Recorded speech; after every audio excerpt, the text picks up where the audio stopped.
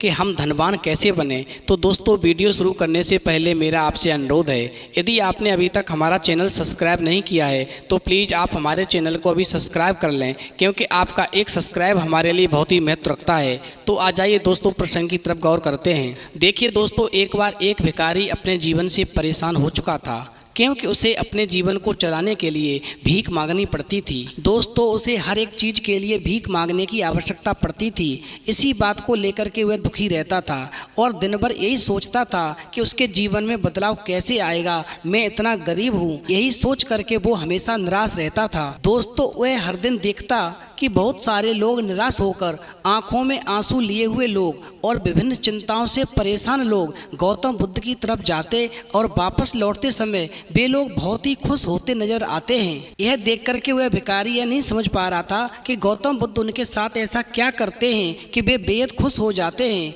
दोस्तों, वापस लौटते हुए लोगों के हाथों में ना तो ढेर सारे पैसे होते थे और ना ही सोना चांदी।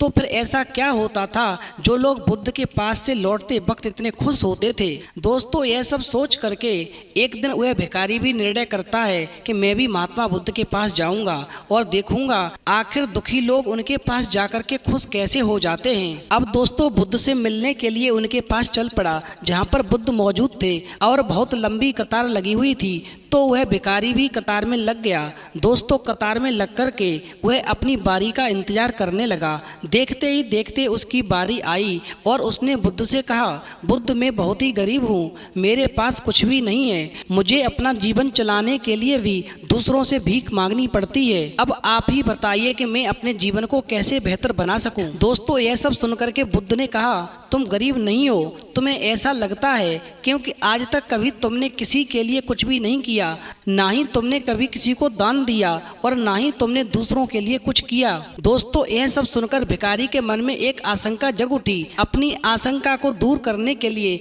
भिखारी ने पूछा, मैं तो एक भिखारी हूँ, मैं लोगों को दान कैसे दे सकता हूँ और कैसे लोगों की सहायता कर सकता हूँ, मुझे तो खुद अपना जीवन चलाने के लिए दूसरों से मांगना पड़ता है। दोस्तों, यह सब सुनने के बाद में गौतम बुद्ध थोड़ी देर चुप रहे और फिर उससे कहा, तुम्हारे पास हाथ हैं जिससे तुम लोगों की सेवा कर सकते हो और दूसरों का भला भी कर सकते हो। इसके अलावा तुम्हारे पास मुंह है जिससे तुम लोगों से अच्छी अच्छी बातें कर सकते हो और दूसरों का हौसला बढ़ा सकते हो। यह सब करके तुम भी दूसरों की सहायता कर सकते हो। जरूरी नहीं कि दान सिर्फ पैसों से किया जाए, हम चाहें तो हम शिक्षा का भी दान कर सकते हैं, चाहें तो अन्न का भी दान कर सकते हैं। ऊपर वाले ने अगर किसी को पूर्णता अच्छा शरीर दिया है तो वह गरीब नहीं है, वह बस दिमाग से गरीब है। उसे इस विचार से हटकर दूसरों की सेवा में लगाना चाहिए। दोस्तों, बुद्ध की यह बातें सुन लेने के बाद में वह भिखारी बहुत ही ज्यादा खुश हो गया और उसका मन संतुष्ट हो गया। तो दोस्तों, इस कहानी से हमें ये शिक्षा मिलती है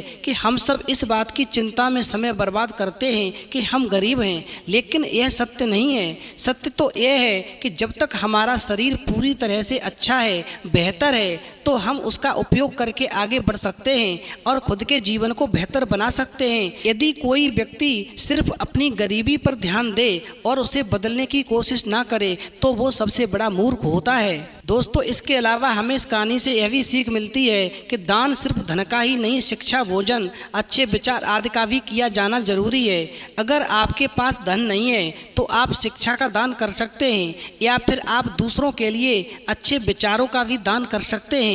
इससे समाज बेहतर होता है और आपके मन को भी सुकून मिलता है। तो दोस्तों, यदि आपको हमारी वीडियो पसंद आई हो तो प्लीज़ आप हमारे चैनल को सब्सक्राइब अवश्य करें, क्योंकि आपका एक सब्सक्राइब हमारे लिए बहुत ही महत्व रखता है।